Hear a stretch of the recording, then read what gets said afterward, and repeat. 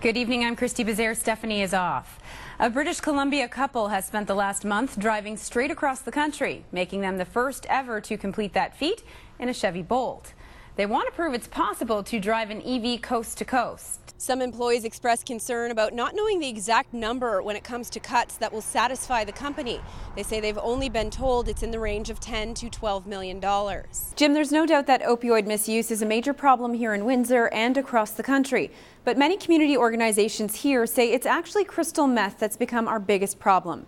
Some frontline workers say the stimulant drug is a major safety concern for them, and the long-term effects on users can sometimes be irreversible. Jim, a close family friend says Tyson Cohen was enjoying a day off out here at Cedar Island when the winds picked up and a boating trip turned tragic. 12 inches. That's the maximum amount you're allowed to let your grass grow under the City of Windsor's bylaw. So if it grows any longer than this, you could expect a visit from a bylaw enforcement officer. Well, Jim, this is it. Here behind me, you can see it. It's not at all somber or dark, as that chapter in history is often remembered. It's actually quite a colorful piece, and that's just the way the artist who created it wanted it to be. Jim, two judges from Communities in Bloom are here in Amherstburg, and they'll also be going to Leamington. They say they are going to judge the overall beauty of the towns and their blooms, but they say the competition is about much more than just that. CTV News with Stephanie Mazzotti.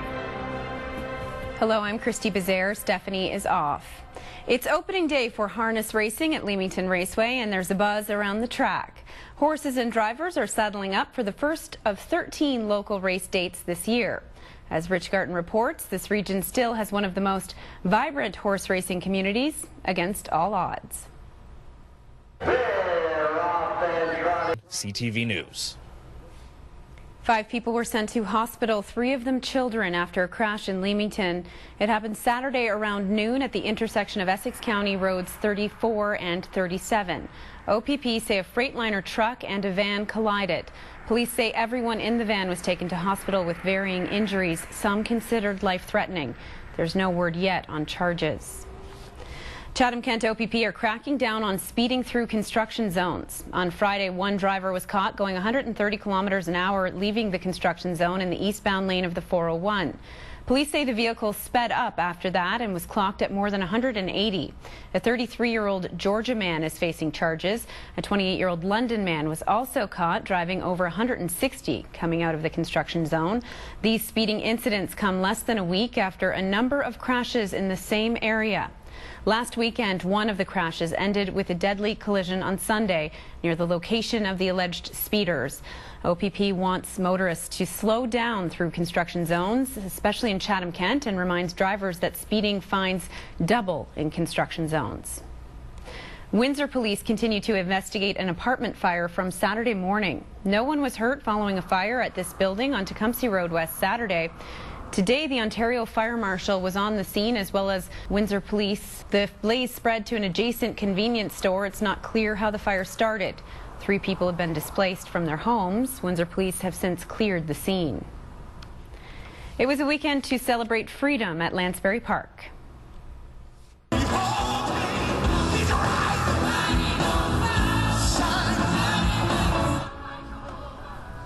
The 184th Annual Emancipation Day celebrates the signing of the Slavery Abolition Action of Upper Canada. That happened on August 28, 1833. Canada became the final destination for many slaves who escaped and took the Underground Railroad to freedom. Organizers say it's a celebration of freedom and equality, and it honors those who risked their lives. The day featured live performances from the City Church Choir and an exhibition from the Canadian Multicultural Inventors Museum. We brought a sample. Thunder is rolling in Leamington today as thousands of motorcycles came out for a weekend of fun and action.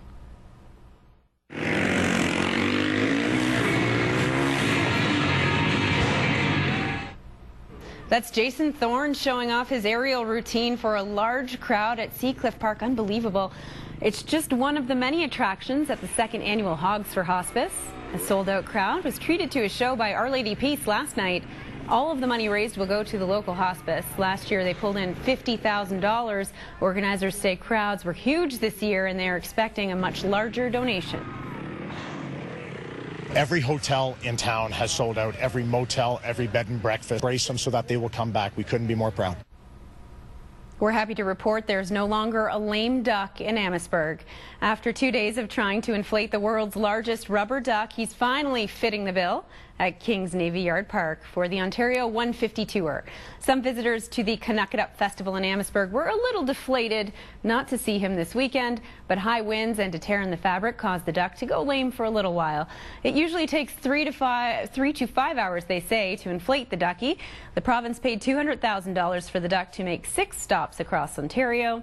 Amherstburg officials were hoping to see up to 50,000 visitors this weekend for the 2-day festival, which also includes tall ships, a techno dance show, and a lumberjack show. Some of the country's best hit the Diamond in Windsor this weekend.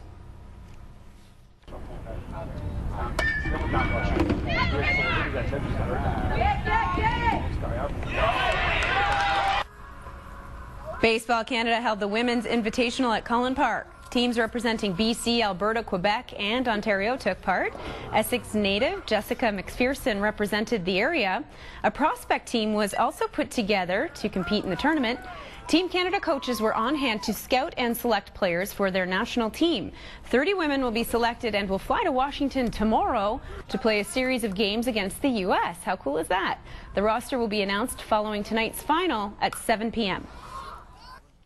So the World Cup's every 2 years, so we lost accomplishment for us.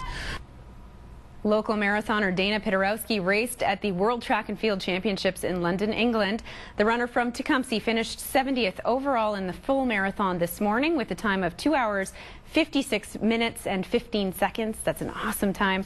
Windsor's Brandon McBride will also compete in the men's 800-meter semifinal tonight. Belle River's Noel Montcalm will compete in the 400-meter hurdles tomorrow. Coming up, Tulsa twister, heavy damage after a possible tornado touches down. Tonight at 11. Rita Ismail is back in the Weather Center with us again tonight. Rita, this is definitely not the kind of weather we're used to in Windsor. No, especially for the long weekend. Right? Rita, thank you. There was some heavy damage in the city of Tulsa, Oklahoma from what may have been a tornado overnight. Roofs and walls collapsed at a number of businesses. Power poles are down, business signs ripped apart. The storm rolled through around 1:30 this morning, bringing extremely high winds and heavy rain. A number of homes have been damaged, as well as windows blown out in some downtown high-rises. Some business owners say the storm will set them back for at least a week. We did have some guests sitting here at this wall right here. The FBI says a blast at a Minnesota mosque was caused by an improvised explosive device. The room that has been attacked was in the, I think, few steps away from the congregation where they were worshiping. Investigators are still trying to determine if this was a hate crime. The explosion shattered windows and damaged an office. No one was injured. The mosque primarily serves a large Somali community living in suburban Minneapolis. Turkish police say they are working with Australian authorities to investigate a foiled plot to bomb a passenger plane. It involved a flight out of Sydney last month. High-grade military explosives used to build the bomb were sent by air cargo from Turkey 3 months ago. A third suspect has been charged with 1 count of possessing a prohibited weapon. He has now been released on bail. 2 other suspects are in custody. Australian police have called the plan one of the most sophisticated terror plots ever attempted in their country. An incident where a knife-wielding man tried to get past security at the Eiffel Tower is being investigated as terror. Guards surrounded him and the man surrendered. The tower was evacuated as a precaution but has reopened today. The case was upgraded to a terror investigation because of the man's statements to police. He had just been released from a psychiatric hospital. The eyes of the world are on North Korea and its unpredictable leader, Kim Jong-un. This after the United Nations unanimously voted for sweeping new sanctions that will bite into North Korea's economy. They will try and force the regime to end its provocative missile and nuclear tests. With more from Washington, here's Joy Malbin. U.S. Ambassador Nikki Haley congratulating UN members and personally thanking the Chinese. How will Kim respond? Joy Malbin, CTV News, Washington. A new documentary airs tonight in Britain featuring video of Diana, Princess of Wales, that's never been seen by the public. It was recorded by her speech coach during several sessions between 1992 and 1993. In the clips, Diana talks about her strained relationship with Prince Charles and goes into intimate detail about their love life. Parts of the tape aired in the U.S. in 2004. Since tigers don't have sweat glands, the big cats can have trouble keeping cool in the summer heat. That's why tigers at a Chinese tiger park are enjoying special treatment. The Guopao Siberia Tiger Park is home to over 140 Siberian tigers, as well as a host of other big cats, including white tigers, black tigers, ligers, and Bengal tigers. Zookeepers explain that since the tigers don't have sweat glands, they can only perspire through their tongues. So the tigers are provided with blocks of ice, which they will lick to cool down. Zookeepers are also training the tigers to be independent so that they can survive in the wild. A spike in temperature in California has caused some unwelcome guests to seek shelter indoors. Yeah, people are reporting finding tarantulas in their homes.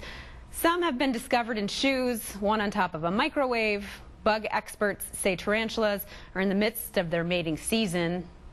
When temperatures rise, tarantulas will try to find the coolest locations to make baby tarantulas. That is just terrifying. I'm Christie Bezaire. Thank you for watching. Enjoy your civic holiday tomorrow.